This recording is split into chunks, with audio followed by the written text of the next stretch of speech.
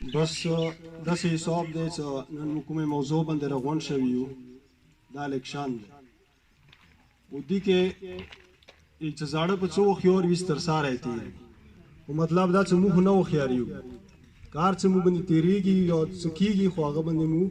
هوښیارېږو نه اوس خبره چې کومه دی دا شی دی چې عبدالخالق پټون چې کوم ولاړ دی دا اشخیل مندوخیل نه الیکشن ته ولاړ دی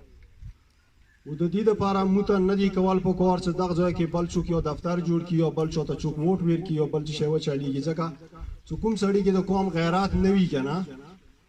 نو مطلب دا چې هغه سړي کې بالکل غیرات نه وي او چې چا کې یوه ذره غیرات وي نو هغه کې د کلي غیرات هم وي او د قوم غیرات هم وي نو موږ تاسو ته پکار دا دی چې موږ اشخیل مندوخیل سمل مسوځای که چېرې مخکینی وخت وی خو کیدای شي چې زموږ مشرانو دا کمزونه و اتفاق کړی وی چې چاته به بل چاته به څوک ووټ نه ورکوي او که چا ووټ ورکړه د هغه به کوټه سي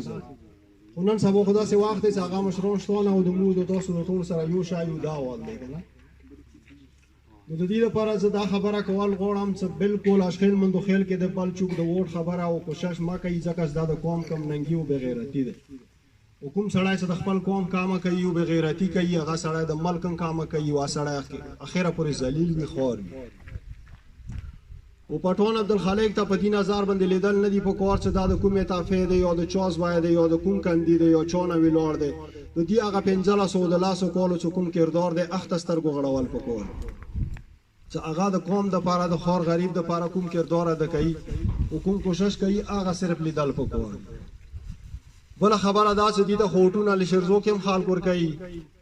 څمکنیو کې هم خلک ورکوي هر چېرې ته خلک دې ته ووټ ورکوي او موږ د تاسو دپاره دا شی پکار دی چې موږ په خپل قوم پرستي باندې ووټ ورکړو بغیر څه د لالچه او په پیسو باندې د ووټ خرڅول چې کوم دي دا اسلام کې حرام دي معنی دي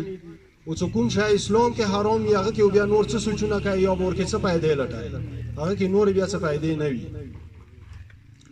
او دې نه مخکې لکه په کوم لالچ باندې مو مطلب نورو میرګانو ته ووټونه ورکړي دي او هغه مو مخکې بوتلي دي جوړ مو کړي دي دا خبره ټیک ده چې هغه مو دپاره هیڅ هم نه دي کړي خو مطلب دا چې دا قوم هغو دپاره هیڅ شی نه دي کړي ولې چې کله یوه ګوته بل ته اوږدایي نو څلور خپل ځان ته راستنېږي مخکې چې کومې مینې ته مو ووټونه ورکړي دي هغه نه مو په کروڑونو کروڑونو روپۍ خستي هغه نه د مرسته د تا هیڅ حق نه دی پاتې چې هغه نه ته شی وغواړې هغه ته وایي چې ما ته اسپتال سکول نه دا بالکل غلط ده ځکه چې تا د ووټ کې ما ته هغه تا ووټ چولو نه مخکې تا ته 2000 او 5000 تا ضمیر واخلي او خرڅ کړي بیا هغه نه وروسته د تا دا حق نشته چې هغه نه ته بیا نور څه شی غواړې ولې چې هغه خپل ځان سیټ کوي که د تا غم به کوي نو نن داسې چال دی چې موږ به عبدالخالق ته ووټ ورکوو او په اتفاق به ورکوو د قوم په غیرات به ورکوو بغیر څه د لالچه به ورکوو بغیر د پیسو نه به ورکوو که موږ دپاره څه شی کوي او که نه کوي خو سامان مسوځای به موږ په یوه اتفاق باندې د قوم نامې دپاره د غیرات دپاره به دا ووټ ورکوو او باقي که څه غلطي شوي وي زه معافي غواړم نور السلام علیکم